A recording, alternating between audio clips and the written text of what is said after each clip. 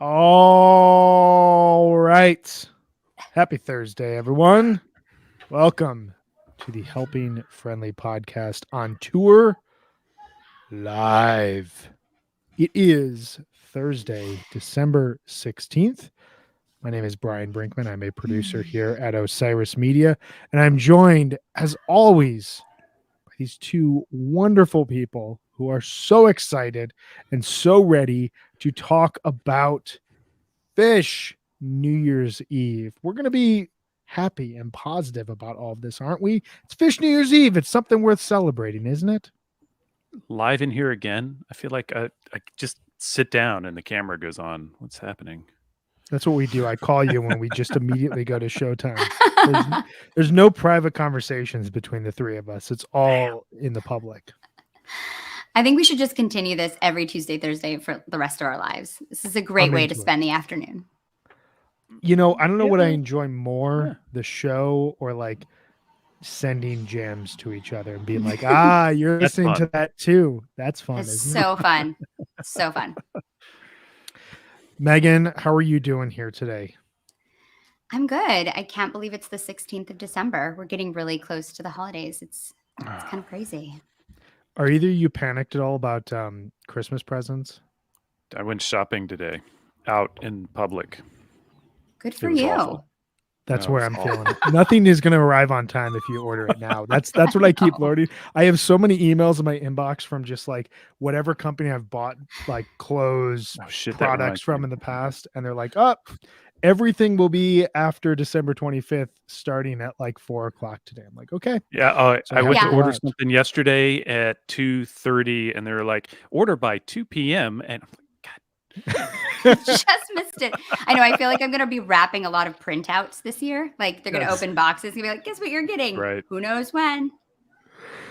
We gave all of my nieces and nephews on my wife's side a trip to Denver in 2022 for awesome, because we want to see them and we want to give them like a trip to the mountains. But it was also like we'd had this present kind of hanging as like we're going to give this out to the nieces and nephews here in the next couple of years because they were all at that age. We want to spend time with them away from their parents, give them that like cool little trip type of thing. But we were also like, nothing that we order will arrive on time. So this is the perfect year to just like tell them what their present is. That's awesome. Well played. Yeah. John, how are you doing? I seriously just was reminded that I need to like commit to this cart that I have of some purchases. So just so that's what you're doing right now. We can leave you to not it. Kidding. Like, oh crap, I really needed to hit buy. Yeah. No, I'm great. I actually hung out with the Wook Plus gang last night. Can I talk about that? Because they're really nice. That was a great conversation. Those guys are so good. So yeah, it was cool. I think people can find it on their I don't know where they can find it. They're on their YouTube page. And we talked about all kinds of stuff, including Phish, but also all kinds of other stuff. So it was fun. That's so cool. Yeah. I'm gonna listen to that. Yeah, those guys are super fun. I tuned into it and I thought it was a really good show. You are always eternally great behind the mic. This combination of relaxed knowledge, like those two aspects are what you bring to the table in a very good way. So I appreciated just watching it. It was good.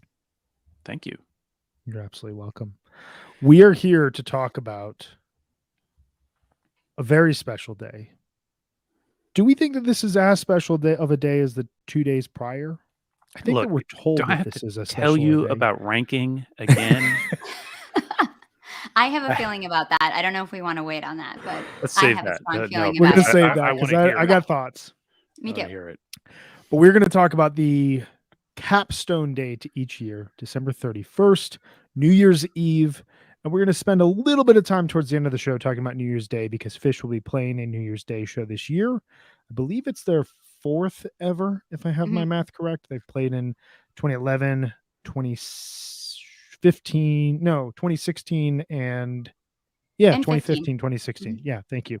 I always get it messed up. Like, which New Year's run is it? The 2014 run or the 2015 run? It just like once it carries over, it's all bets are off. But we'll talk a little bit about that, but we're going to talk about New Year's Eve, which is always such a star-studded show for Phish. There's so much packed in there, so much energy, 3 sets, so much excitement. But before we do that, Jonathan, tell us a bit about our presenting sponsor. Let me tell you about Shift Genuine Cannabis. These guys are great. They brought us back. We HFPod was wrapped up, done, and they reached out and said, "Come on back," and that is how we have HFPod on tour. And what goes great with tour? Cannabis. I'm told that's true. I wouldn't know myself. I'm kidding. HFPod on tour is proudly presented by Shift Genuine Cannabis, based and sold in Colorado. The Osiris team, we had a chance to go to the Shift Ranch outside Telluride and tour the grow. It was an amazing experience in so many ways, but the biggest takeaway is the care and attention to detail that Shift puts into growing their flower. Facility was beautiful. It was high tech. Every detail controlled and in place. We got to meet their scientician on site, hear all about the tissue culture and advanced propagation techniques, and plant science way over my head, man. But it was cool, and they saw how they track billions of data points through every step of the process, controlling all their environmental conditions and analyzing everything to ensure that the product you get is consistent, pure, and of the highest quality. Shift sells flower, pre-rolls, cartridges, concentrates, and you can visit them at shiftcannabis.com to learn more. How about that? They're pretty cool. I love me some Shift, and I'm so thankful that they brought us back. Amazing company. We have another cool sponsor. I think, Megan, do you want to tell us about them? Sure, I'd love to. We want to take a second to shout out our other sponsor, which is Section 119. If you've ever seen Brian or RJ out and about, they might have been sporting their donut hoodie. It's amazing on both of them. And Brian likes to tell us it feels like a hug. Is that true, Brian? It wears you like a hug. It's amazing. Section 119 was started by a couple of huge fans who wanted more than just a t-shirt to show their appreciation for our favorite bands. They've got Grateful Dead merchandise, Phish merchandise, David Bowie, Pink Floyd, some Jerry Garcia band merchandise. So check them out. They're running their biggest promo ever. You can score up to 30% off for the holidays. So visit section119.com to check them out. You can find cool gifts for your wife, your husband, your brother, your dad, your cousin, your uncle, whatever. You can even treat yourself. Definitely get something for that cool uncle of yours, right? Yeah. Where would we be without the cool uncles? They deserve. Right? He probably turned you on to the Grateful Dead or to Phish. Exactly. So get him something for the holidays. So go to section119.com, and on your way out, please let them know that your friends at HFPod sent you. You can take a post-purchase survey on your order confirmation page. Absolutely. All right. Amazing stuff. And yes, I will be buying my cool uncle some Section 119 clothes, because if we want to turn this into just a conversation about the music that our uncles turn them on to, we can do that. But I don't know if we're going to have time. There's a lot to talk about today, isn't there? We're talking about a very special day of the year, as we've talked about here. December 31st, New Year's Eve. I want to start this out with a question. Non-Phish related. Well, kind of Phish related. Megan, do you like New Year's Eve? Not really. It's a loaded question. That? It's. I mean, I mean, I feel like it's just one of those nights when you expect everything to be so great, and then it's often those nights that are not the greatest nights. So I feel like anything with those super high expectations tend to be somewhat anticlimactic or disappointing. So I think that anytime you're at a Phish show on New Year's Eve, you're probably having a damn good time. But I think overall, in general, New Year's Eve is not my favorite holiday. And yeah, I'll get into what I think about Phish's New Year's Eve shows compared to other nights of the New Year's Eve run. But personally, not a super big New Year's Eve person. John, how about you? Yeah, no, I think that shows on New Year's can be a lot of fun and are a blast, of course. And if you're not at a show, New Year's is just a night. I think when I was I think when I was 17 or so, one New Year's Eve, hanging out with my friends. We were going to have the best night. And it was just like some sort of movie. And then at midnight, I was pretty sure I was urinating against a brick wall somewhere. And it was, it just didn't really add up to a lot. But Phish really does deliver on New Year's Eve. I think if nothing else, there is a hell of a lot of music that they play, and usually it's good, or at least a lot of it is good.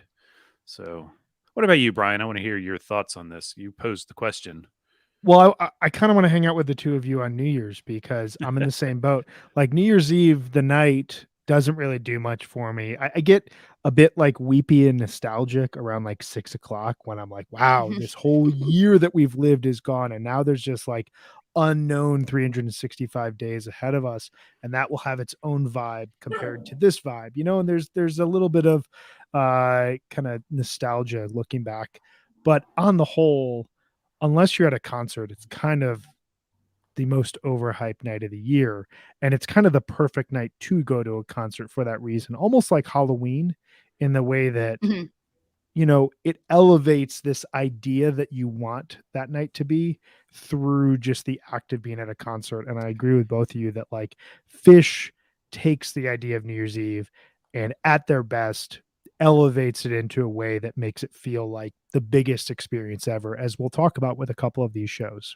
I will say, at least with Halloween, if you have kids, younger kids, there's something to it, right? But if you have younger kids and it's New Year's Eve and there's not a Phish concert that you're watching from the house, why are you up past 9? I mean, really? Right. What's Oh my gosh, I had the worst New Year's Eve last year. I was going to watch the New Year's broadcast, the stream of 25 years ago, whatever, and I fell down the stairs right before it was supposed to start, and I fractured a rib. Oh my God. It was terrible. It was the Oh my worst. God. I mean, after like such a terrible year. Also, Yeah, I was how to end it sober. like I was that. sober, just to point that out I was too. gonna say, can't blame you for partying. I was like, it's terrible. But so I remember, New Year's Eve just is not my jam. But maybe this year will be different. Right. This is it. Yeah, this year will be better than the last. Thank you for quoting the Counting Crows in December. I appreciate it. So we've gotten it out of the way of how we feel about New Year's Eve in general. That said, Phish tends to bring it on New Year's Eve, and it tends to be a special night. But I want to focus on two things here. First, usually, most of the time, New Year's Eve is the final show of the New Year's run. There's 3 nights leading up to it, and then New Year's Eve happens, and there's all that expectation and anticipation. There's other years, which this year will be, where New Year's Eve finds itself somewhere in the middle, or in the very, very rare occurrences, the very first show of the New Year's Eve run, which I think has only happened once. But thinking about the majority of New Year's Eve runs, where you have the 28th, 29th, and 30th, and then the 31st, what does that New Year's Eve show in that setup mean to you, Jonathan? Well, it's a culmination, right? So we've had the whole run. We've talked about these other nights of the run, and we have the opening jitters night. We have the all right, we're here, let's do it, and play the biggest jam of the career night. We have the either anticlimax or show before the show that sometimes it blows it out, sometimes it doesn't. And here's the one where there's gonna be a thing. So there's at least 2 sets of, I don't want to say ordinary, but 2 sets that are just Phish band, right? But then there's the third set, and there's going to be a thing. Phish has settled into that structure over the past, through 3.0, and I think it's pretty well locked in and is not likely to change. Go ahead and change it, Phish. I'm happy to be wrong. But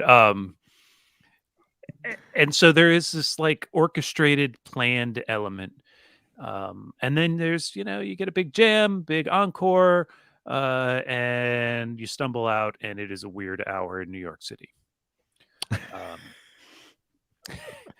Yeah, that exit does that from MSG. Yeah, that's it. That exit from MSG where you're like, oh my God, it's the next year.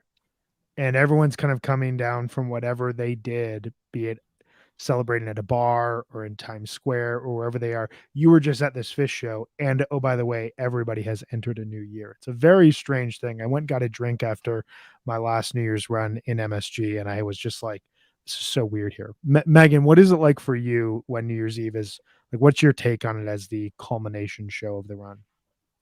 I think it's a really important night for the band. I think looking back, especially in the beginning, like early to mid 90s, you can see it's a night that they really worked at bigger and bigger venues every year. And it kind of was like, you can see their evolution through the New Year's Eve shows. And you can see that they really put a lot of effort into them from the very beginning.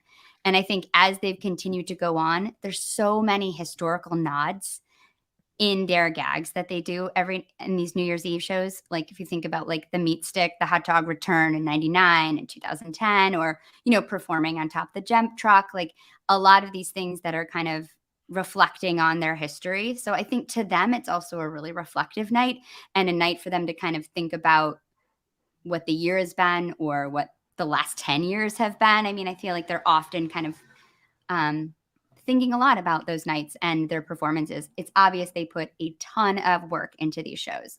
Thinking about the documentary Between Me and My Mind, watching how much Trey thought about that Soul Planet New Year's Eve show and, how much work went into that. Like they really put a lot of effort and intentionality into these shows. And that's something that, shows their dedication to their fans and also their art. But it's something that I think means a lot to them this night, which is why I think sometimes I agree with you, Jonathan. I think they often play really well this night, but I think it can sometimes be overshadowed musically from an analytics standpoint by the nights before.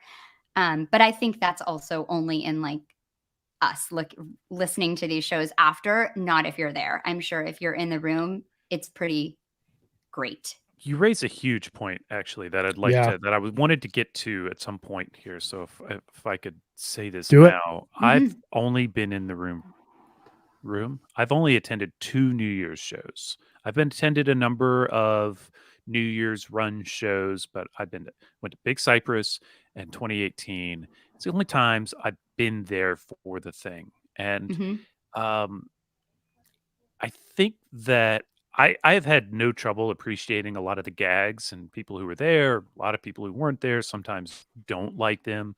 I won't name names or gags, but sometimes, but you've seen it. We've all seen it. If we participate in this community, we've seen people who, go, oh, no, why did they spend 25 minutes on that song or whatever? Yeah. And I usually do appreciate it, but I do think that being there elevates just with everything Phish, right? Being there elevates it. At the same time, when I'm sitting home and watching it on a webcast, love having webcasts, I think that having a 25-minute, I know, just pulling that number out of my back of my head here, production piece is actually almost better because I'm sitting in a chair, I'm having a beer, the kids are in bed, my wife's in bed by then, and it's cool to see. But it's a very different experience than when you're in the room and watching the exact same thing. And I think there was a point when I started that, but I think I've lost it. So you guys go ahead. Well, no, I think you both bring up really interesting points, and it's something I think about a lot. And just focusing on New Year's Eve, the vibe of the show doesn't change all that much. I think when it's either the last show of the run or midway through a run, just in the sense that there's always going to be that production leading up to it. And that tends to be the thing that dominates that show. I think the only difference is like, in the same way that if the Halloween show is the first night of the Halloween run, that stress of whatever they were going to do is off their shoulders. And now they can just play Phish shows. Whereas, like the Vegas run from this year, you had just like high energy, incredible shows leading up to it. And then it was like, oh, wait, but we still have this production that we have to put forward. So you've got to imagine that there's some, I don't want to say stress on the band's part or anxiety, but like there's definitely something hanging over their heads that they don't feel once they get over it. That said, I really love how you put it, Megan, in the sense of like New Year's Eve was always a huge gig for the band. And you think about, in the 89 New Year's Eve, the first New Year's Eve show, they're introduced as the band of the 90s. And like there's such this like giddy excitement that like this band has been building slowly but surely over the 80s, and none of them have any idea what's to come. Nobody at the show has any idea what's to come. But like going into this new decade, there's this incredible optimism within the Phish camp, and they recognize this show as kind of like a step through to whatever that may lead to.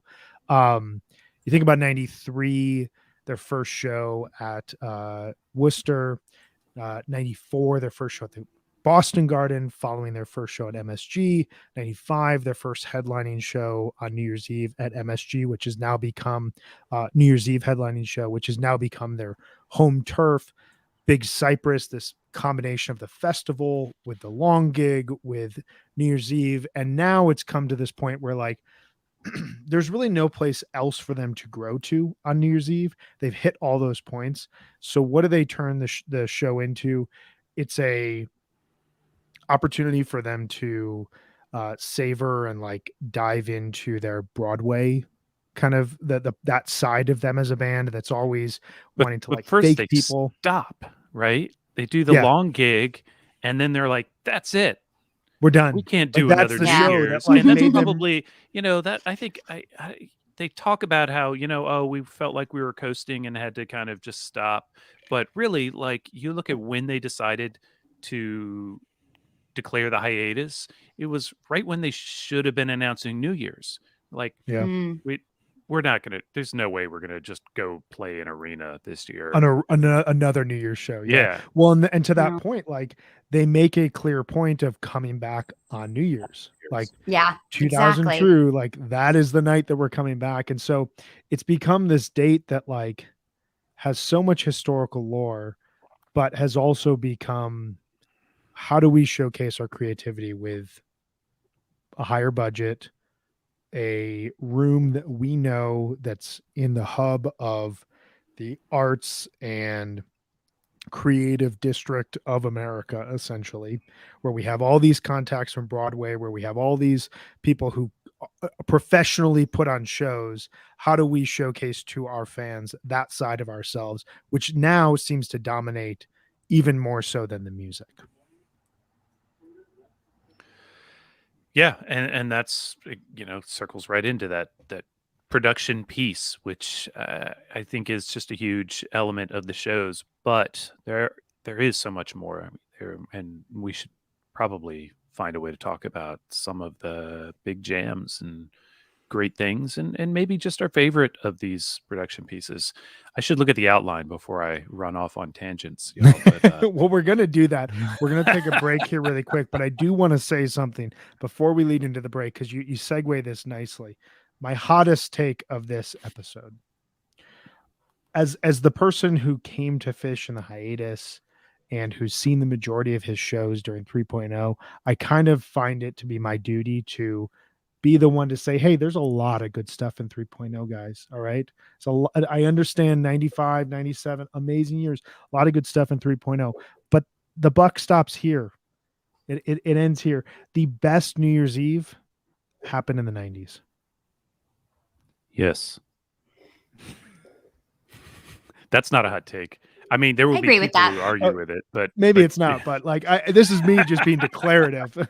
Yeah. No, thank you for put your saying foot it, down, so Ryan. Put your flag in the ground. There you go. It's actually kind of refreshing to hear the youngster come in here and say, you know what, you guys are right. The only part of my life where like the graying hair on the side of my head makes me a youngster is talking about Phish. Exactly. But I mean, like, and it really struck me listening to these shows. I went back and listened to a highlight from pretty much every New Year's Eve. And there were shows where I was like, and we'll get into one of them, I was like, I kind of have to listen to the entire show. Like, I don't know where to skip around. And then I get into like these later 3.0 shows and I'm like, I'll listen to that one jam, maybe that gag. And I keep going. What are your thoughts on that, Megan? I'm guessing as the New Yorker here, you've seen a lot of these shows. Like how have your thoughts been as the band has evolved? And do you still think these New Year's Eve shows are great? Can Well, you I lead with mean, some stats? I'm sorry to jump on that, but I'm curious to hear actually how many of these like New Year's shows or whatever you've been to. no, I haven't been to that many. I've been Okay. to a lot Hmm. of the New Year's runs, similar to you, Jonathan. I think I was at New Year's Eve in 90, 96. I was there in 96 at the Boston Garden. And then I was there in 2016. But I've seen Okay. Wow. a lot of other runs during the New Year's, but New Year's Eve is not my favorite night. I like to watch the show from home. Which I think, like you were saying, Jonathan, allows me to get the big picture, which I feel like sometimes you can't get when you're in the room because you're having such a particular experience there. So I like to watch it almost more like a show as opposed to an experience being there. But yeah, so it's very weird that I also have only been to 2 New Year's Eve Phish shows. But It is weird. it is weird, right? Yeah. It's not my favorite night. I love watching it, and I like to talk about it, and I like to listen to it. And I definitely feel like similar to what we talked about when we were talking about the differences between Phish in the 90s. I think that striving element is just, when you're trying to play a bigger show every year, like I think 1990, what was it? I'm going to look at my notes here. Like 1992 was their biggest show they'd ever played. It was 4,000 people. Like that's really motivating to think like this Yeah. year we played the biggest show we've ever played. Like, what do you think we can play next New Year's Eve? Like when you're working like that just you're going to play to a level that's just different than when you're like, here we are again back at MSG. Obviously, we're going to crush it a bunch of these nights, but we're not going anywhere else, right? Like Yeah. this is our residency and this is our home and we deserve it. But like it's unmatchable that striving, I think. And I hate to keep saying that, but I think it's really true about No, why I mean yeah. it goes right back to what you said at the top of this series, which is, those early shows, had a hunger. Now they Yeah. come into MSG and they don't have that hunger. They have comfort, which is an Yeah. entirely Mhm. different sort of perspective for the band. And I think it serves Totally. them quite well, but I do it's too, and I very feel like different. when you listen to some of the 3.0 New Year's Eve shows, they're very unhurried sounding. Like 2016, 2017, some of those jams are just they don't sound hurried at all, which Mm. sometimes leads to just gorgeous music, absolutely gorgeous music. Yeah. But I think that they never sound that way in the 90s. Well, and it speaks to one thing that struck me as I was listening to these, and this goes back to our conversations about the 29th and the 30th. I find that the 29th and 30th have only gotten better with age, and that those shows just continue to be highlights of the run. And I wonder if part of that is just like there's absolutely no pressure. They don't have to think about the theatrics of it. There's Mhm. 2 sets. They know how to play a 2 set show. The 3 set show, like once they get into the second set and the third set are going to be a little shorter than the second set would be in a typical show. It's tougher to like map that out from a flow standpoint on the fly. But the 29th and 30th tend to just showcase the band doing what you were talking about, Megan, where they're almost being reflective and looking forward at the same time. Like a lot of the great jams from those 2 nights in the 3.0 era tend to reference jamming styles and sounds that we heard throughout that year, but also you listen to them and you're kind of like, I can hear 2022 in here. Or, we talked about this with the ACDC Mhm. bag from 12/30/97. That sounds like a 98 jam. And it sounds like Yep. the band has figured out a way to look forward.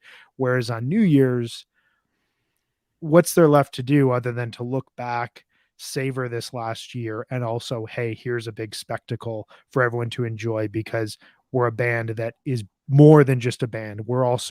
There's a show element to it that doesn't follow them around night by night by night. Just as a quick tangent, that's like the craziest thing about Phish is Halloween and New Year's Eve, they play like an arena rock band that has this like massive production with them, but it happens once a year.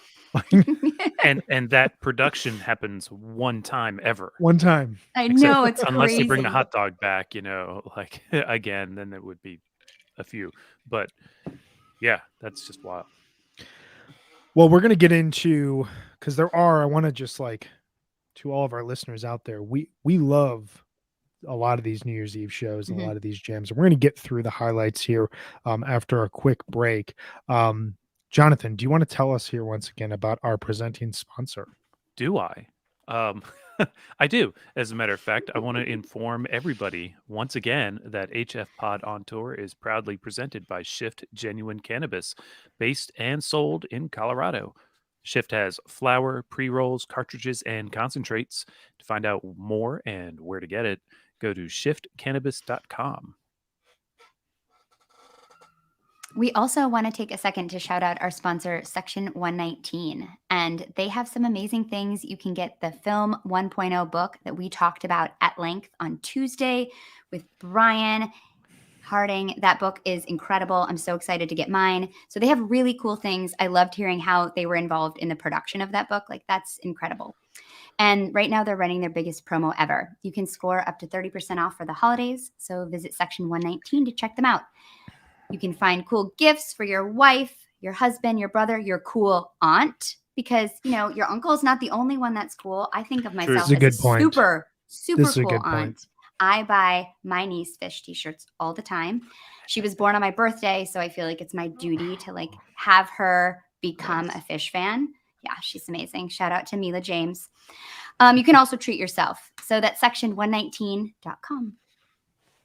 It's a good point about the cool aunt, and like that's such a great role that you can play, you know, just like introducing them to amazing music and being like, I don't know what, like 2028, 2029, it's time you come to a 12:30 show. Just see what this is all about that your aunt's into. I've got a cool aunt who was at Watkins Glen, so that's awesome. They exist. A very cool aunt.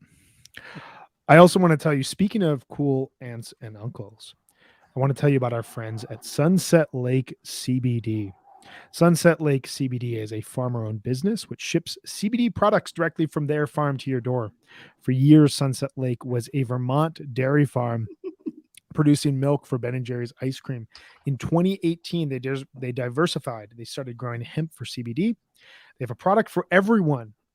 They offer pre-rolls, hemp cigars, hemp flowers, as well as tinctures, gummies, and CBD coffee to help with stress, aches, and pains, things great aunts and uncles all need help with.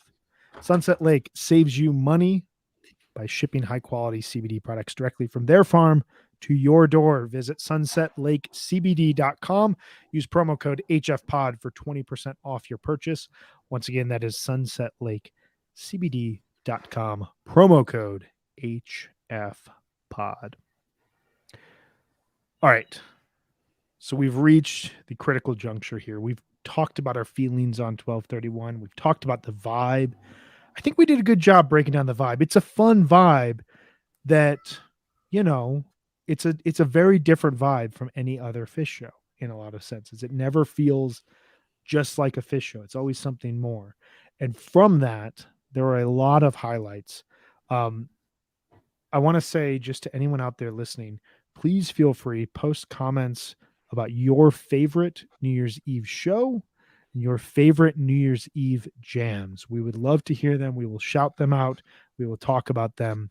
I was thinking, really, I want to reiterate that we really want your comments, because I'm not going to name your favorite show unless your favorite show is my favorite show. So you guys got to get in here and get involved. Tell us what we're missing, because there's so many of them. We can't name them all anyways. We're going to miss some. Can't talk about all of them. And that's a good point. I wanted to ask you, like, we did not discuss this prior, dear listener out there. So we're moving on the fly right now. What do you guys think is the best way to go about this? My thought was that we start in about 1993 and march our way through New Year's and just throw out the highlights and talk briefly about that. And then we can all identify our favorite moments. Does that sound cool to you? Speed roundish, though. Not like when I filibustered the 90s on 12:30. We won't let you take over. My favorite thing that's happened on the show thus far is Jonathan just like putting his foot down about a 4-year period in Phish history. So if we'll start with that, like, just very quickly, did anyone listen to New Year's Eve shows prior to 1993? Because I went back and I listened to 89 and parts of 92. I'm looking at I think I listened to the Kung. I literally just listened to the Kung in 92. It's a good I think Kung. I listened to the Mike song in 91. I yeah. think that's the first time the second part of the jam like gets into like a groove. And I liked that a lot. I think that Tweezer I didn't re-listen to, but I know that people love that Tweezer from 91. That was like a very popular early Tweezer. I was really excited by the 92, the Mike's Auld Lang Syne Weak Pod Groove was a great treat in set 3. And what a way, like, it always seems important where they put Auld Lang Syne and what song comes before and what song comes after. And like, what speaks to you about 92, 93 Phish more than Mike's Auld Lang Syne in the middle? I know Jonathan hates it because it's not hydrogen, but it's this one time. And then Harpua, Kong, Harpua. Yeah, no, I can't dispute that, but I will also throw out Buried Alive opener. Buried Alive opener. And I've read a bunch about that show on like Phish.net and also on Phish's website. And it just seems like so fun. I love reading about this. They have these like new backdrops and they gave like flyers out to confuse radio listeners because they were recording it live on the radio. And it just, Brad Sands gets lifted up in a chicken costume. This show seems really fun, really fun. Well, and Kung, I'm just looking at the Phish.net notes. I guess we are talking about a show pre-93. Played for the first time since November 2nd, 1989. 414 shows. A lot of shows. And a lot of shows. Good God, take a very break, short amount of time. Don't. No, don't, please. Don't, because there's good Phish, really good Phish coming. Big shout out to my buddy Josh Carver on Twitter at Nola Socks. This was his first show. He didn't really know it. He still has a t-shirt from this show. It was also his first tape because the next morning he taped it off the radio and that was what he listened to. His next 2 shows were 2/19/93 and 2/21/93. He missed the middle night, which was the famous Roxy show where they play like Mike's and Tweezer and Mike's and Tweezer and all these things crazy in the second set. He was on my very first HFPod appearance. He was the other guest. Oh, that's great so cool. Yeah. So, we talked about 12/29/94. Yeah, good dude. Good stuff. Should we jump to 93? Let's jump to 93. This is a very important show. Yes, this is this. So we got this on one of my friends got it on like a bootlegs from the store CD very early the following year. It was of course broadcast on the radio the next day, and we listened the crap out of this show. I was already a Phish fan. I had never seen the band, but we listened to this so much in 1994 that I've had peak moments listening to set 3 without having been in the room. It is just a wild show. The Down with Disease jamming is important. The Hood with the Auld Lang Syne jamming in it is gorgeous, and the recordings, the FM recording sounds so beautiful. And yeah, cool show. Please, take it away. Yeah, that's the first time they ever played any part of Down with Disease, right? That was the first time they ever played any part of it. I think they played the jam. The full song wouldn't debut till like April, I think, in 94. Talk about looking ahead. Yeah. Yeah. That's going to be one of the songs of 1994. And New Year's Eve. Yeah. And for a few. Yeah. And for New Year's Eve. Yeah. They're going to ring in the New Year's with that song so many times. That Split Open and Melt's amazing. There's like a super awesome rock star ending. Trey's just like shredding. And yeah, that Hood, the end peaks are just absolutely stunning. I love it. And they have Ginseng Sullivan and like the jug band style. So fun. So cool. The show's awesome. Yeah, Peaches teasers throughout too. It's nice. This was one of those shows that when I first got into Phish, 1.0 is over at this point in time. So everything is like within the context of Phish between 83 and 2000. And it was this show, it was 6/11/94. It was New Year's 95, which we're going to get to. It was 11/17/97 as like, if I asked anyone who knew anything about Phish, this show was always mentioned as you have to get this tape, and you legitimately don't understand Phish until you hear this show. And when I finally heard this show, I got it because it's a classic. Like, this could be released as their greatest hits. This set list, this show could just be released out into the world as like a capstone of who Phish was and why they were special, even before all the evolutions like this, Llama, Stash, Reba, Antelope, all in the first set. Tweezer, You Enjoy Myself, bookending the second set. Down with the Z's jam to lead us into 94, which shows us these kind of weird little set list hijinks that Phish would do, but also like that Down with the Z's solo is such an iconic sound of Phish. And then the Harry Hood. I mean, I have other Harry Hoods that I listen to more, but I don't know if they've ever played Harry Hood more perfectly in just the succinct manner of what this song is than on this night. I don't think he misses a note. It's perfect. It's really pretty. It's just beautiful. And then it ends with Amazing Grace, which just showcases like Phish's dedication to the American songbook that I love. We could stay on this show for the next 25 minutes, but let's move on. Jonathan's like, perfect. Done. Let me out of the car. I'm ready. Let's move on here to 12/31/1994. This to me is like, this is the show where Phish becomes an arena rock band. Like the year prior, you think about the underwater fish tank kind of imagery that was on stage for those 4 nights. This is the show though where they understand what being an arena rock band really means and where their ambitions kind of meet the actual venue. What are you guys' thoughts on this show? Go ahead, Megan. I'm trying to formulate words. Yeah, I saw them the first time the month before, November 14th. So when I listen to the show, it sounds to me like my first show in a way, just because this is so Phish 94. I love it. I think it's so great. People complain that it's a shorter show, but I think it's well played. And, the bouncing's on a live one. The maze has this like super creepy build into it. The beginning of it is like really cool, very cool intro to Maze. And I just think they're playing songs like that only Phish would play, Jewish hymnals, like in the middle of Mike's song, We Could Pog. Like, I remember when they came and played that. I first saw them in my hometown in Michigan, in Grand Rapids, Michigan, which is like very homogenous place, and they're playing like Jewish songs. It was just so awesome. I was like, this band is just so who they are. And I think, the night before they had debuted at MSG. So I think they're coming into the show with a lot of big feelings, I'm sure. Yeah, this one is almost like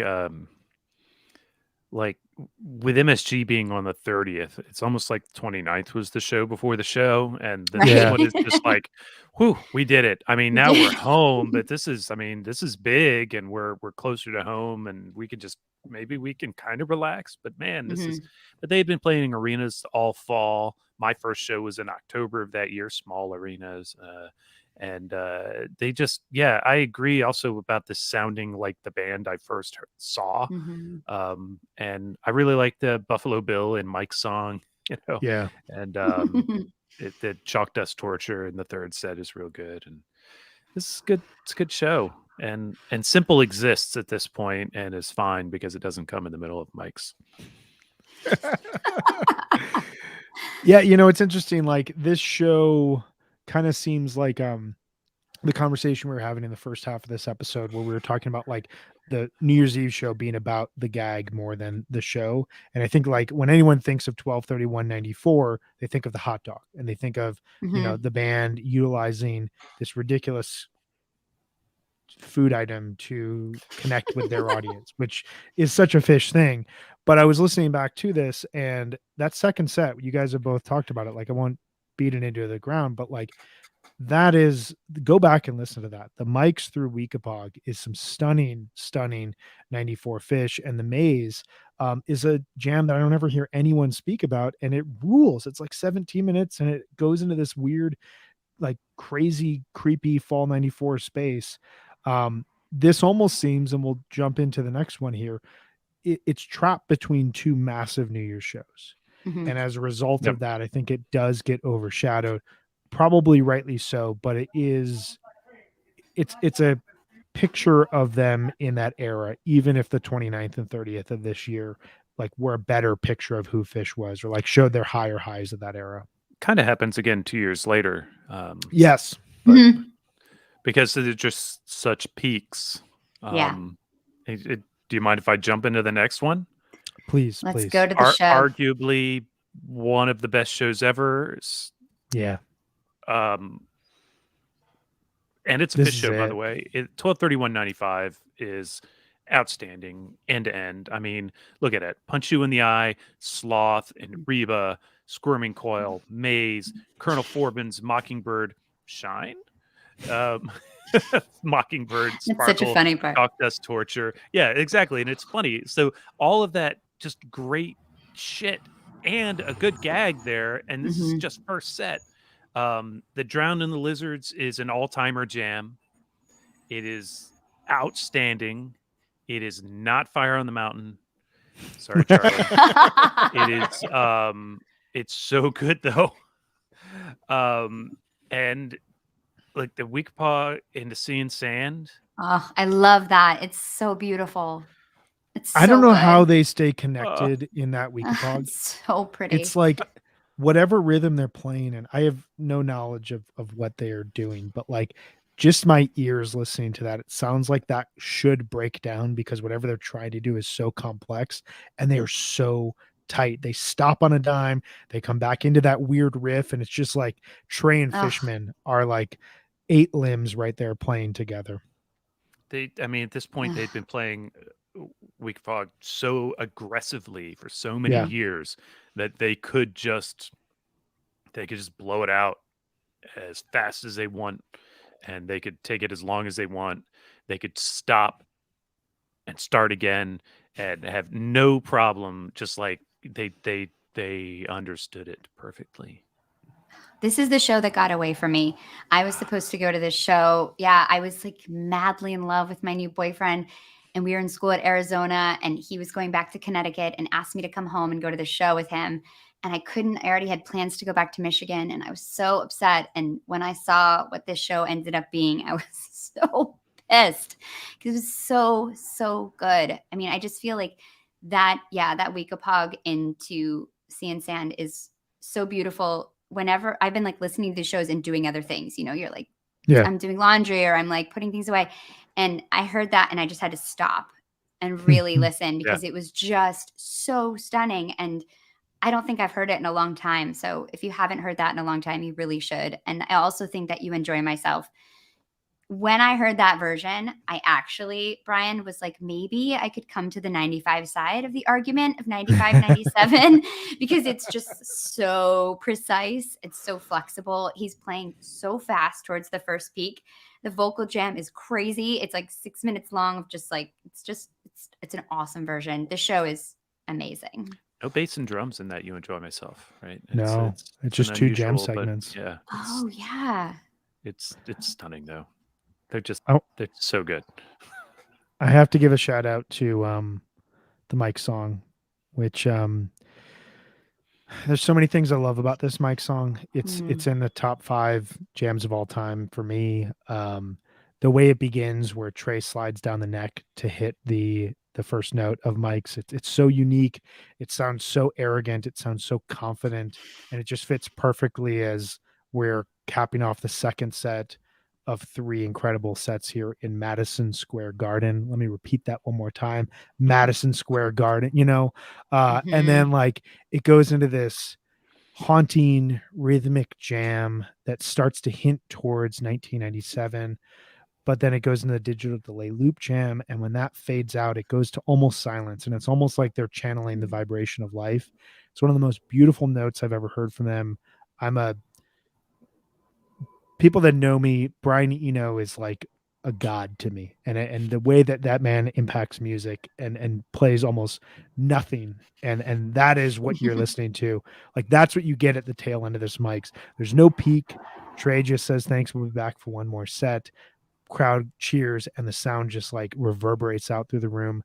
That's such a cool moment. It's like so theatrical and that's really, it gives you the chills. That's an awesome you know moment. Audience in the palm of your hand kind of thing. Yeah, like, totally. This is welcome. Is a huge flex. You know, it's like flex. We got you. We got you. We'll be back. Yeah, it's the last thing I'll say about this. I think that there is a very, very significant argument to be made that this is the greatest Phish show of all time. We will get to another, but I think that the other is its own separate beast. Like this is, as a packaged piece, I don't know how much better you get at playing a rock show than this. So, agreed. we're going to keep marching along because our gushing is gushing. And when we gush hard about these shows, which I hope everyone out there listening understands. Like, some of these shows deserve some extra gushing. But the I'm next not going to have year, any time for 3.0. It's kind of awesome. You're getting us again. No, I it's just that 1.0 is so good. It's so good. I said this at the top. This is my fault. The next show, we move back to Boston. And I got to say, this kind of feels like what you said, Megan. I think you said it about like they play MSG and then they go back to Boston and okay, we're back. We're going to play another show. Like, it almost feels like that. Like, how do you top the MSG high from the year earlier? I think that they make a valiant attempt, but it's kind of just a fun show. Yeah, it was a weird night for me.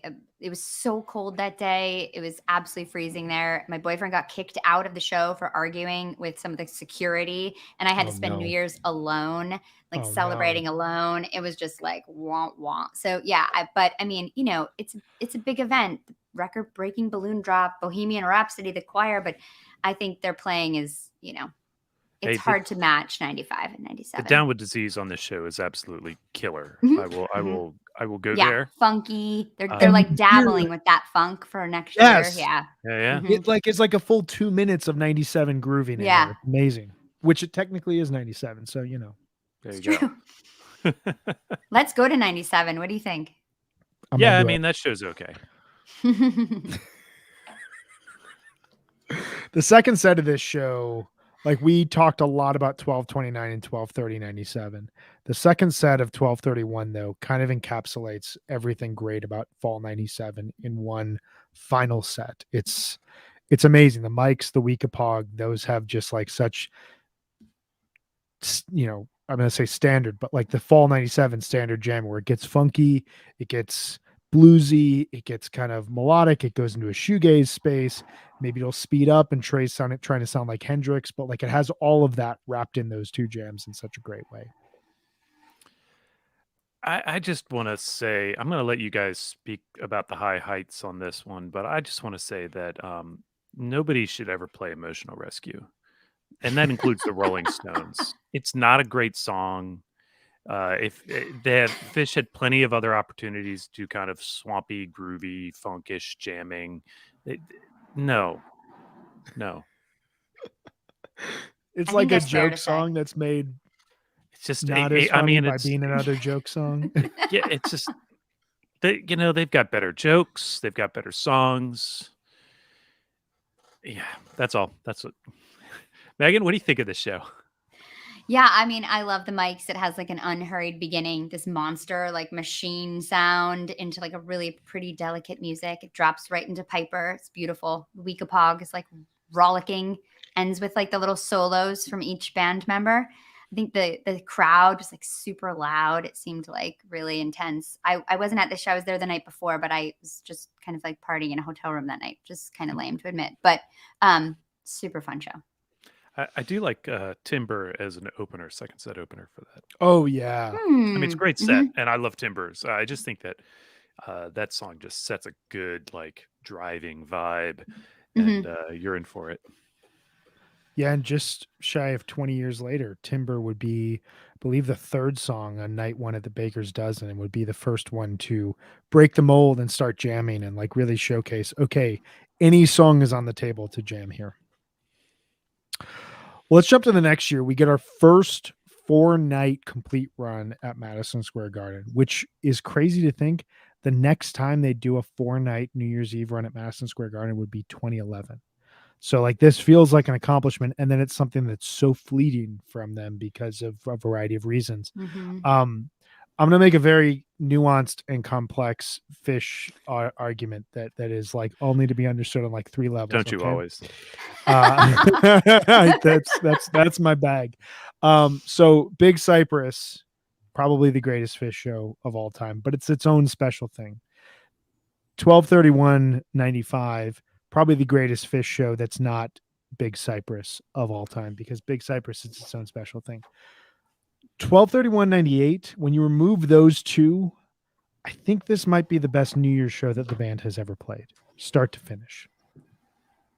It's definitely better than the 12/30 this year, I feel like. Yeah. I think the first set too is super strong. The Mike song, Ghost, so good. Also the Tweezer Cities segue second. I mean, this is a really good show. 1999 opener. Come on. I mean, that's so killer. Fun. Such like supreme redemption over what they did 1 year earlier too. Mm-hmm. I was just gonna say, like a falsetto, funky groove to open a like cover song to open a show. This one really works. So this good. is the one to do. Yeah. And it's one that like they've only played it twice since, and nobody ever expected it to be played after this show. And I don't know, it's fascinating the way that this song has been dropped in like these two other perfect spots, being Powder Night and then Vegas night 1 of this year. Maybe one of the best openers. I mean, best cover opener, at least for sure. And then just go right into the Mike's groove, Ghost, and that's like a proper total Mike's, which in '98 was not super common. Ghost, Ha Ha Ha Cavern. What a great amazing opening set. Really good set. Great set. And then you get the third set. You have Runaway Jim into Auld Lang Syne. You know, this kind of throwback Phish, old school Phish song into Auld Lang Syne, into Simple, because we're going into the last year of the century, of the millennium. What do you need? What is a band without Simple? You know, like it's the perfect song to enter us into that amazing 18-minute jam that goes beautiful and then goes like really, really hard. Harry Hood has an 8-minute intro. It's 8 minutes before they ever sing Harry. It's just this like use of the type of jamming that they were doing at the time applied to the intro of Harry Hood. I absolutely love it. Tweezer Reprise, Llama. And then how do you end a show like this? I know Megan has issues when they do this, but you close out with the Beatles. How else are you supposed to do this? I know this song though. I have never heard this song live. I think I would die. I mean, this really? Song is like this song is amazing. This is a little bit different than A Day in the Life for me because I've never heard them play it. This song is like that's make everybody cry in the place. I like that. I'll take it for sure. Outstanding end to that show. So then the next year they just kind of did a throwaway, right? Yeah. This is too overwhelming to talk about. Not a lot of effort. I feel like it's just like After Midnight podcast. It's like right. That's a good point. Fair. I will say, and I know I texted y'all this morning. I started my day with The Sand, and I just let it roll from there. Actually, that's not correct. I started my day with Split Open and Melt through Catapult, and when I got back on the train, then I went to The Sand, and I just let it roll and play and play and play, and finally, the whole time I'm doing, working on my computer here, and just like got it playing through the stereo over there, and like next thing I know, that David Bowie is wrapping up, and I'm like, whoa. Time has happened, and it's just a little like slice, and it was a great night. It was an amazing night. One of the greatest concerts ever played, and I'm happy with it. I think the best way to cover this, because as Megan said, see After Midnight Pod. Everyone give us 1 to 2 sentences on what this show means and your favorite jam from it. I mean, I think this show is the greatest concert that's ever happened on the planet. I mean, I think that you could probably say, as far as scope and what they were trying to accomplish and what they did accomplish and the thoughtfulness that went into it. I mean, I think that the way they created an entire universe for everyone, and just the fact that it went off in such fantastic fashion. And I think that it's totally overwhelming to talk about the music because there is so much of it. I mean, if you look at like the jam charts list for the show, there's like 25 songs. I mean, it's just like boom, boom, boom. It's like Tube, Split Open, Melt, Catapult, Down with Disease. I mean, it's just like all these songs. And I think I am going to re-listen to After Midnight, because just after reflecting on all of these New Year's Eve shows and like what it means to the band, like just thinking about and hearing all the stories from this night, it's pretty incredible. And I love the Tube Jam. I think it's so sick. It's so groovy. That's what I listen to the most from this show. I'm right in between two of the ones I already mentioned. Really, is the Split Open and Melt Catapult, which after, and that's not even the big set, right? That's the early evening set or whatever it was. I can't even remember now. And after Catapult, Trey's like, only at the biggest concert in the world are you going to hear something like that. And then and yeah, but it's that or the Sand Quadraphonic Toppling, the space that they created. And I don't mean the physical space. I mean the like psychic space that they created with that jamming is like nothing else. They had worked all year on it, and the year before, and the year before, and the year before. It was the culmination of it was the max that Phish could achieve at that point in their lives. Like they worked towards that, and they, words fail. I think you both said it incredibly well. I'll just add it. If you reduce all the goals that Phish has had about this creative project that they started, when nobody wanted them to play music, when people were literally drowning them out with Thriller, it's all contained in this show. And I think that, as we're going to probably talk about as we transition to the 1 2.0 or the 2.0 news shows and then the 3.0 ones, there was a lot to get over with this show, because what do you do after playing this? And that question, I think still lingers in some cases over Phish and still motivates them. I don't know if they'll ever top Big Cypress, and I don't think they ever need to, but like, I think they still want to a certain degree. They can try. I'll be there for it. Yeah, I'd be down for it. No, I don't think they care anymore. I think they've finally reached the point where you think they found peace with it. Yeah, they don't have to be those people anymore. True. That's such a youthful misnomer, is to think that you have to improve upon what you did before. Right. What you really need to do is achieve something new and different. Yeah, and that's what I think they try to do, right? Like Baker's Dozen. Exactly. Right? Like they find new things that they can do, or let's make new concept albums and, produce them live on Halloween. You don't have to climb Everest faster this year faster than you did last year. You climb a different mountain. Yeah. And it doesn't even have to be a big one. Yeah, maybe it's not like inherent. Has a different kind of view. I guess I tend to look at this as like, all these accomplishments through the 90s led to Big Cypress. Oh yeah. And then 90s is all this. Boom. But after that, they, in 2.0, they kind of like they tried to look for the other thing. And I think, but now in probably the second half of 3.0 into where we are today, they've put that behind them, and maybe sooner in their own heads. But it's evident to me that that rise is no longer on a mission. They don't need that. My jam of this show, before we move on to 2.0, is The Roses Are Free. It brings in the dawn. It is that and the quadraphonic top lane. I don't think that they've ever played more different music to a paying crowd in a traditional rock show than those two jams. Like, it's what Trey talks about. It's what Paige talks about when they discuss the idea of jamming to get to a place musically that you can't get to otherwise. It's those two songs that achieve this period of music that you can't just pick up your guitar and play. You have to have been playing with four people for 25 minutes before you get to that space. And I just love it. And when you watch it on video, it's dawn by the time that Roses Are Free, it's over. It's so incredible. We could continue as well talking Big Cypress. Yeah, maybe we'll have to do a regular HFPod episode where we just do that, because that could be fun. And it seems like that would be awesome. That aren't encompassed in the very amazing and outstanding After Midnight podcast. But Phish took a break and then came back, as you mentioned earlier, Brian, on a New Year's show. And I think this one is if we're going to skip around as we go forward, that's fine. But we really ought to talk about this one because it has it's significant. In 2002, right? The return. They announced it in August of 2002 that they were coming back on New Year's Eve at Madison Square Garden.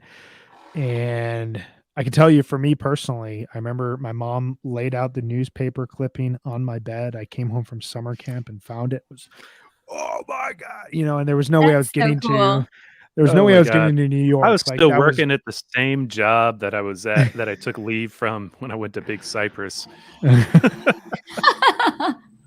Coming back from summer camp. Summer but I camp. remember the big conversation leading up to this was That's similar to the cute. big conversation leading up to Hampton 09 was, what is the song going to be? And everyone had a ton of ideas. I don't know of many people that predicted Piper. I do not think so.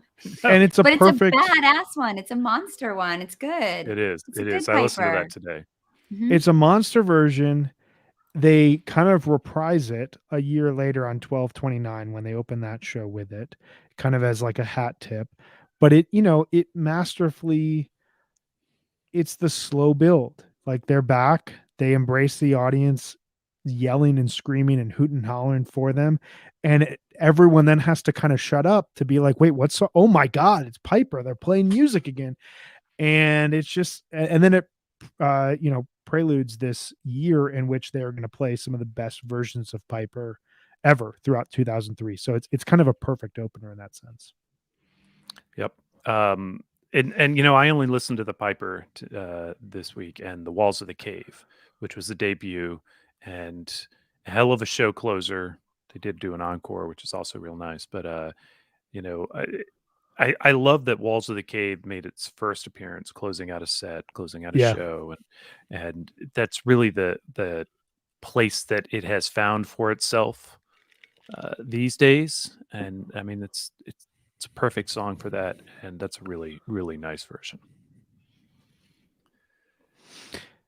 We jump to 2003, where Phish plays their first New Year's Eve in Miami, kind of a callback of sorts to 4 years earlier at Big Cypress. There's one moment in this show that I absolutely love. The stash that opens set 2 is so gorgeous. 24 minutes, almost silent jamming. What were your guys' thoughts on this show? It's kind of gimmicky, kind of fun, kind of crazy, kind of embodies Miami Phish. Yeah, I mean, I love the opening. I think they open with the ending of Phish that they didn't play the night before. So it's like blah, boom, ba, ba, ba, boom. And that's how you open a show. I mean, that's fun. And the crowd That just was pretty goes fun. bananas. And that's so Phish, I feel like, to kind of nod back to what they didn't do the night before. And the crowd's just, it's so fun. I was listening to it on re-listen, and it was just like, sounded so awesome. And then right into Mike's Hydrogen Weekapog. I mean, that's like, if I was in the audience, I'd be like, all right, this is on. I'm stoked. Yeah, I mean, the show's, it seems all right. It's like a fun show. Yeah, I listened to that first part of the show as well because I wanted to hear that Wilson ending, and I turned it off after the Hydrogen. That was not great.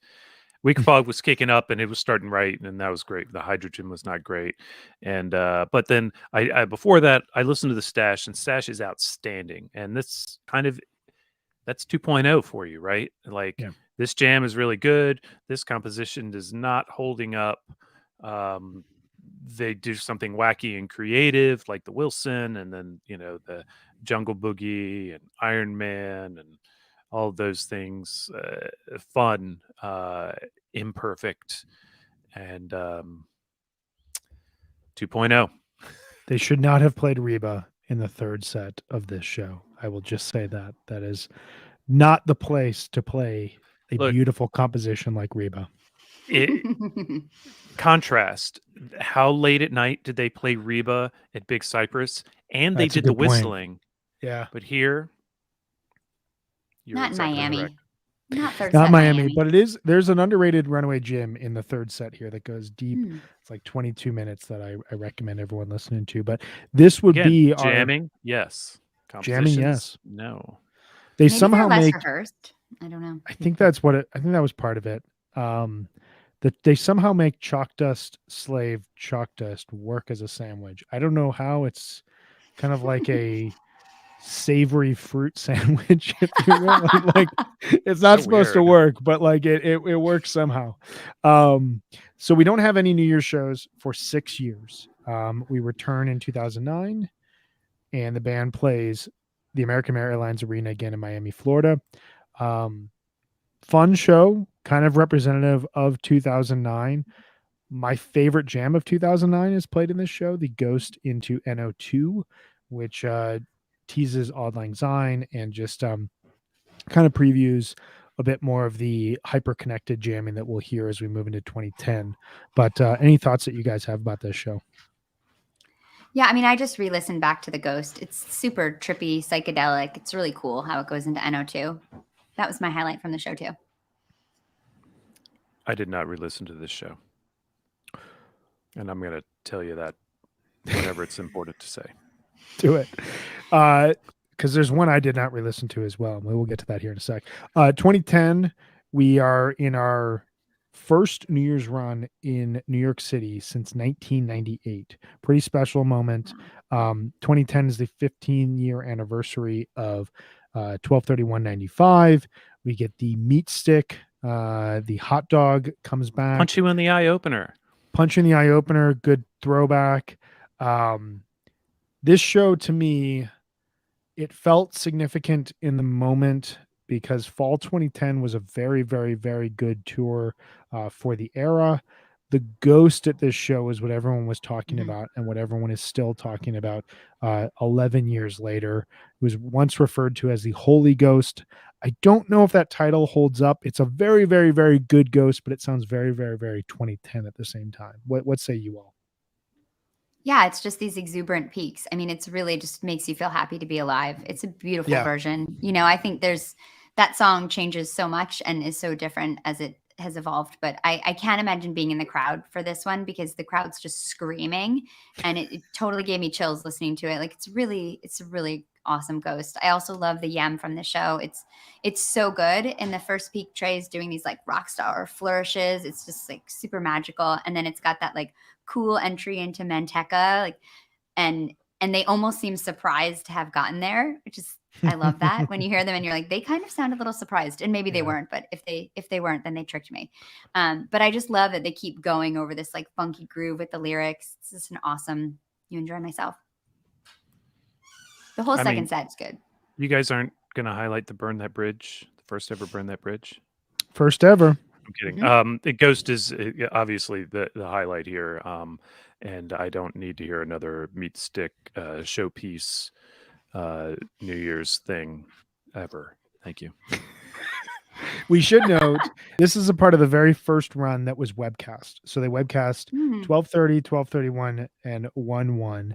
And 12:30 did not feel like a 12:30 show. You will all note from last week we did not talk about 12:30 2010 with good reason. It's not a 12:30 show as I will see it. The interesting thing about this show, and we should highlight this just because there's only a couple other examples. There was a New Year's Day show that followed, which seemed to inform this run a bit. And it was a very good New Year's Day show. Really good set list, amazing walk away, great Gotta Jaboo. Set 2 has a really good simple, a really good twist. Were either of you at that show, or did either of you have any thoughts about that? I was at that show actually.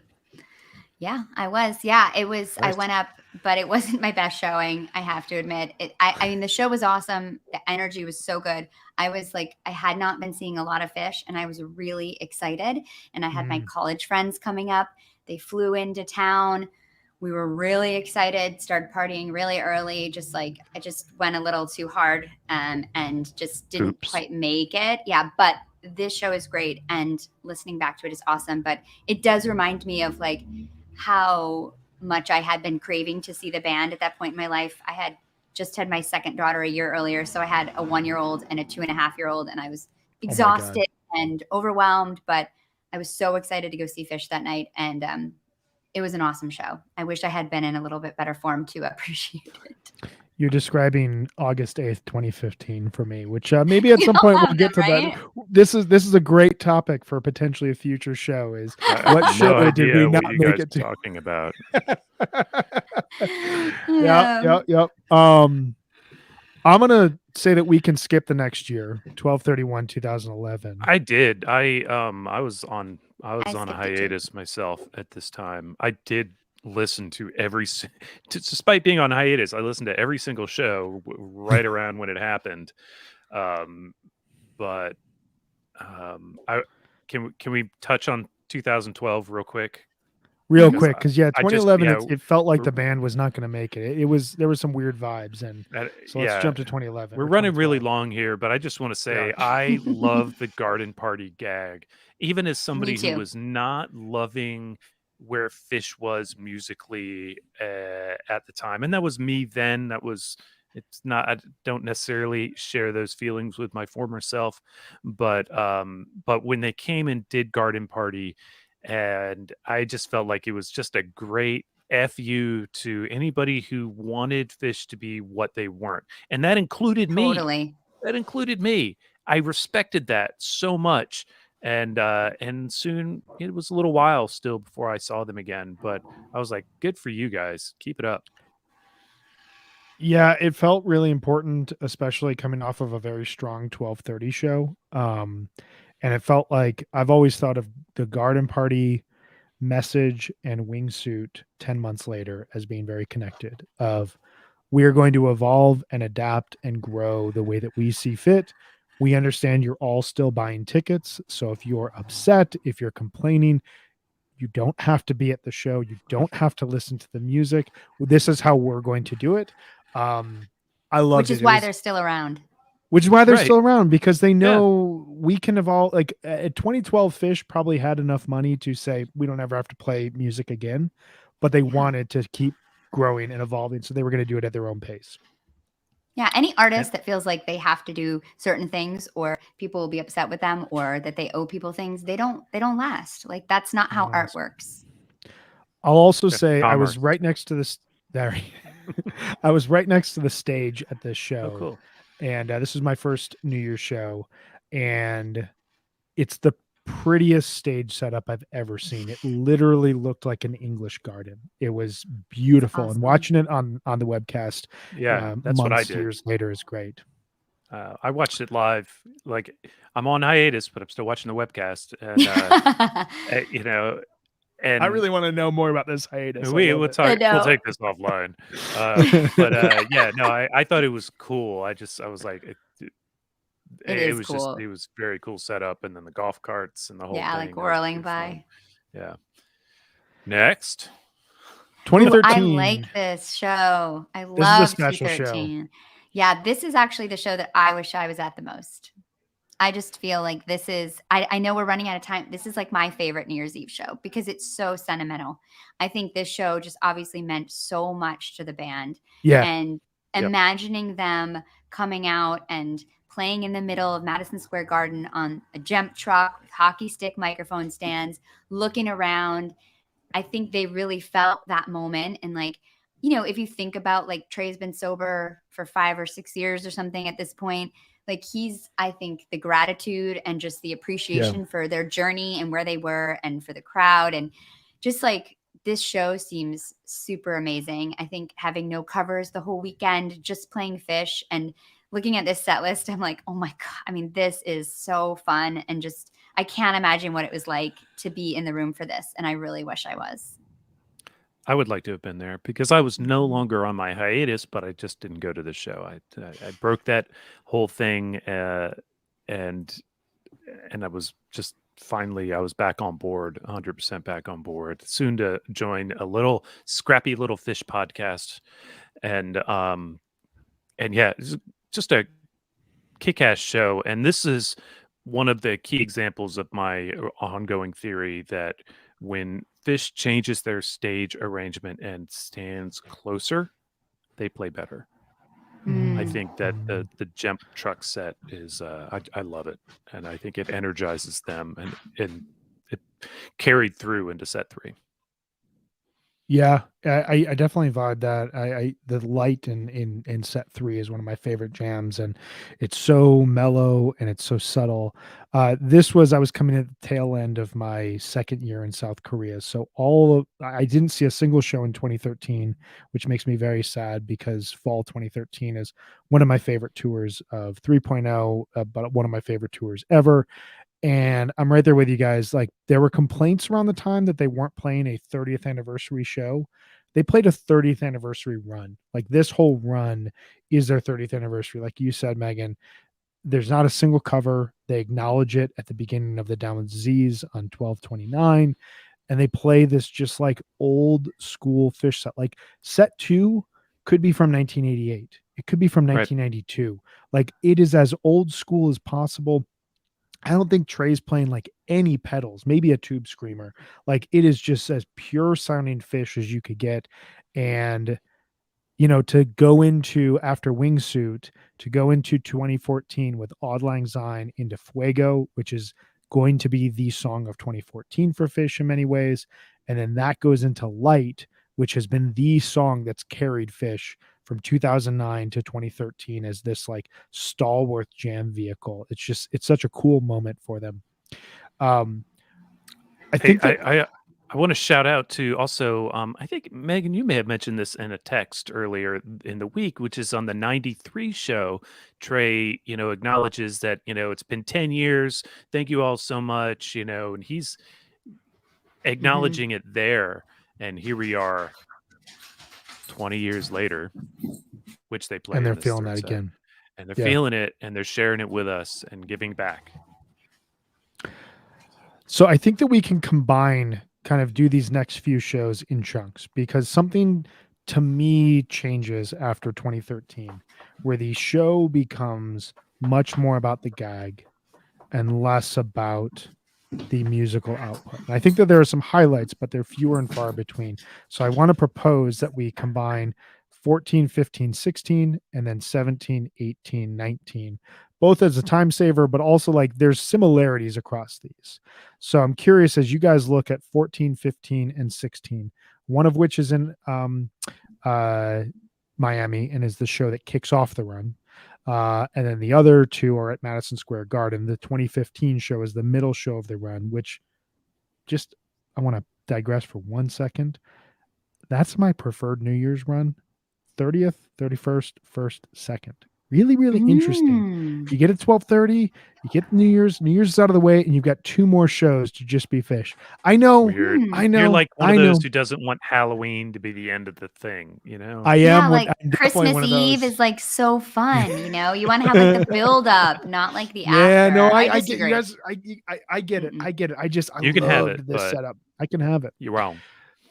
All right, 2014, 15, 16. Name for me, what is your vibe about these shows, and what is your biggest highlight?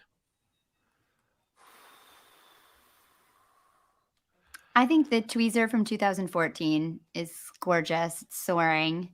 I think they come in pretty good after like the chilling, thrilling set in Vegas in 2014. I think the third set's really strong in 2015. And 2016, I was there. That was pretty cool to see the Tab Crew playing. I remember during the third set, my husband, who has seen a handful of Phish shows but is not a fan, turned to me and was like, "Wow, this is a lot of Phish." But it's not. He was like, "Wow, this is a lot." Yeah, he's not wrong. This is not my favorite third set though. I like a little bit more of an upbeat New Year's Eve party vibe. So those are my thoughts on those 3 years.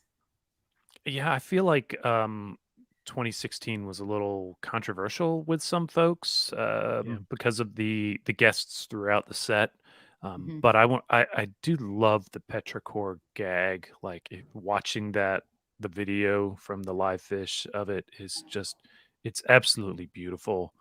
And I also that's the year so that was Marimba Illumina time, when they were playing that a lot, and they get some of that in the Piper.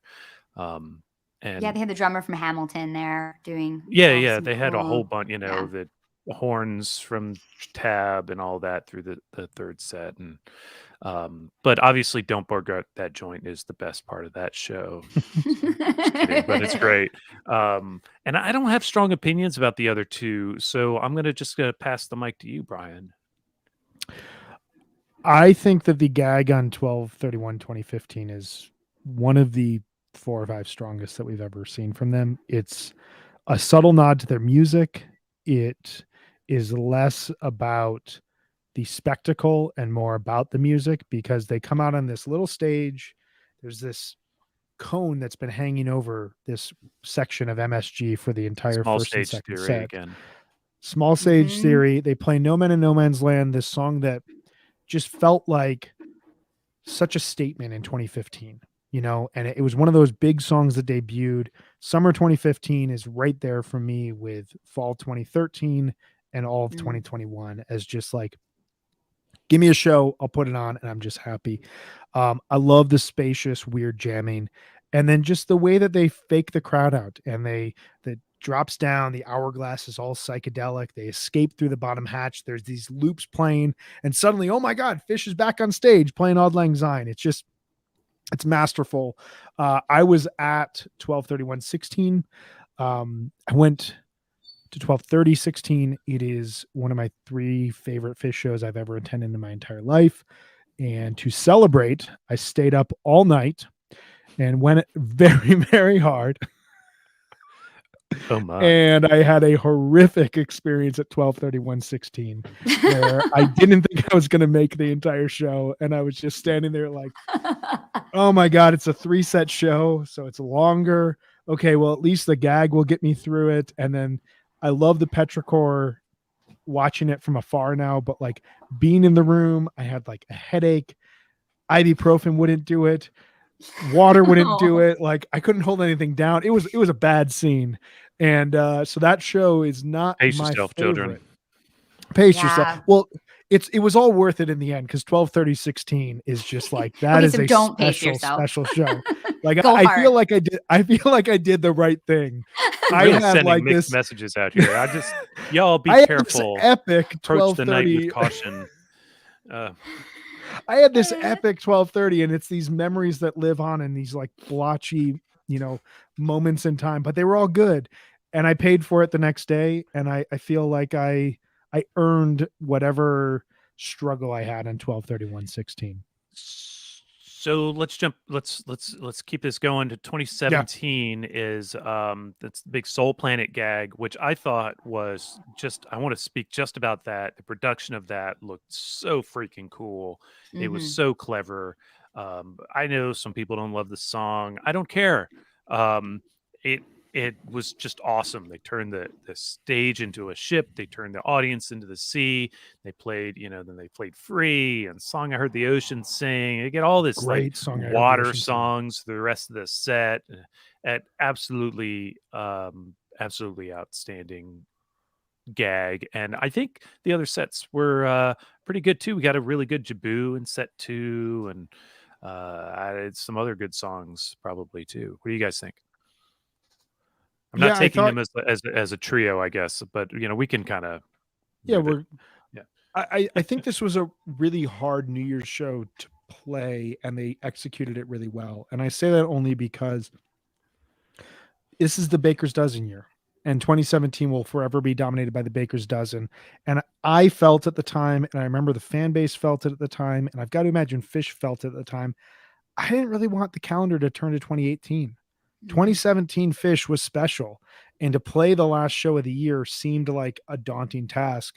And it's interesting to look back at this show and think about Soul Planet as a song that so many people disdain for a variety of reasons, but has led to so many remarkable improvisational moments that started this show. And it almost feels like this is a true page turn to the next era of Phish. What say you, Meg? Yeah, I mean, I agree. I think that Gotta Jaboo is so great too. It's just like beautiful, beautiful Blissy Peaks. And I think I watched this one on the webcast, and I thought it was so cool. It was gorgeous. Same. Yeah, really, really cool gag. And I think that, yeah, I think it was a hard year for them to come out and play New Year's too. I think when you accomplish something as big as the Baker's Dozen, it's a bit like, where do you go? Yeah. I think there were some people who were making the case before New Year's was announced that they should like not play MSG. Well, not do it, but just maybe this should be a Miami year or something. Yeah, and like, right. I get that. I know why they didn't do it, but I get that. Like I get that, and it would have been an interesting result if they had done so, but they didn't. 2018, I was there. That was fun. I really like this show a lot. I think this is a really good New Year's show. I mean, 2018 was another, like, we thought like you said, you didn't want 2017 to end for good reason. It was just such a good year. But 2018, fall 2018, good year, good shows, good music, and the shows were pretty great. And the Mercury is the gag. Hell yeah. Good And then gag. Santos after that. I mean, it was just, I It guess was a Mercury sign wasn't of really like, the gag. Maybe it was just like it was kind of, they were joined, right? So it was really a bit of yeah, both, they kind of you jammed into All know. Lang Syne, and then they went into Santos that. was the party, and so fun, great show. I was up in the bridge, and so I clambered down and pushed in with my friends to watch the stuff. And then when Santos came on, I was like, okay, I'd see. And then I just moved back to where I couldn't see and just had like miles of space to dance. And that's where you could have found me all night long. And it was a great time. I couldn't have told you half the songs they played when I walked out of there if I hadn't already pulled it up on my phone to go, yeah, okay, yeah, I remember that was, it's one of those nights, but it was a lot of fun. And the night before was so good. I Yep. mean, Yeah. that night before was so good. We talked about that last week, and the Down with Disease, that opener is just awesome. Builds such a good peak. I also love that, like, the farmhouse break in the second set after that one. I've heard that like Mike gave Trey like the stink eye when he like went into that. It's like, I don't want to go there right now. I don't know if that's true or not. I heard someone writing about that, but I also like the Seven Below jam. The show was really good. And then Yeah, that like, sequence, yeah, Disease, it's really Farmhouse, good. Seven Below, Mhm. Twist, Hood, Passing Through, Hood. I mean, Passing on. Through, love that. Yeah, Yeah, it's so good. it's cool. Yeah, the second set is awesome to me, and it takes us Mhm. back to like kind of a calling card of really good New Year's shows where the second set is just a solid, fluid, heavy jamming set. You think of 95, you think of 97, 98, the Seven Below is one of my favorite jams of the run, and we're coming off of 1229 and 1230 being these two incredibly strong shows. And then the gag, Mercury Santos, it's really kind of a flex of how many new songs we have. Like, we're gonna bookend this with these two massive new songs. It's pretty impressive stuff. It really celebrates the year prior to, Yes. like you suggested earlier, that a lot of these do, and this is a good example of a New Year's that does that. And so we have one more. We have one more. We have one more. We're going to close out with the final New Year's show that Phish has played. I'm just going to come out and say it. I don't like this show. I just get very bad vibes from this show for a variety of reasons. It's got good moments, but like all I remember about this show is Trey being stuck and then coronavirus taking over. Like, that is what I think about when I think about this show. You can't blame Phish for the Rona, dude. I'm not blaming him. I'm just, this is the vibe I get. It's just, it's me, but I get it. I have waited for some mathematical number of years to hear Phish sing "Send in the Clowns," and we got it. We got it, by God. No, I think it was a cool show. I love the gag. I think it sucked that it broke. And I think it's impressive that they carried on the way to the point extent that they did. Again, I think set 2, just like the year before, is really strong. I think set 1 is actually really, really strong. I mean, Martian Monster, Buried Alive, Bag. I mean, that it's good. And that's quality Phish band, quality music. And it's, would have set up an amazing 2020 if there had really been a 2020. So I am just, I'm hoping that this year there is a redemption in order for Phish, closing out an incredible year of Phish of 2021, and I'm very excited to see whatever happens. I'm jealous of Megan. You will be there. Will you be at the New Year's show? TBD. I'll be at the other 3 for sure, but TBD about New Year's Eve. Fair. John, are you going to be at any of them? Oh no. Me either. And I'm a bit sad about it, but I will enjoy it from my couch. Exactly. all that said, we are going to close out today's show. We will be back on Tuesday. Next week, we have 2 shows where we're going to be talking a bit more about MSG in depth, as well as kind of what we're hoping for potentially from Phish MSG this year. Before we go really quickly, we just need to shout out our presenting sponsors. Oh, can I run with this shift? Because I want to inform everybody that HFPod on Tour is proudly presented by Shift Genuine Cannabis, based and sold in Colorado. Shift sells flower, pre-rolls, cartridges, and concentrates. So please visit shiftcannabis.com to learn more. Megan, you want to tell us about Section 119? Yeah, we also want to remind you about our sponsor, Section 119. Right now, they're running their biggest promo ever, so you can score up to 30% off for the holidays. So visit section119.com to check them out. Find cool gifts for your wife, your cool aunt, your cool uncle, or yourself. That's section119.com. I just want to say really fast, thank you to anybody who actually stuck around for this whole thing. Wow. This was fun to do. I enjoyed hanging out with you guys, but I don't know who else God bless anybody who stuck around for the 90 minutes. Thank you to our listeners. Thanks, we'll be everybody. back on Tuesday. Have a great weekend. We'll talk to you soon. Bye, y'all.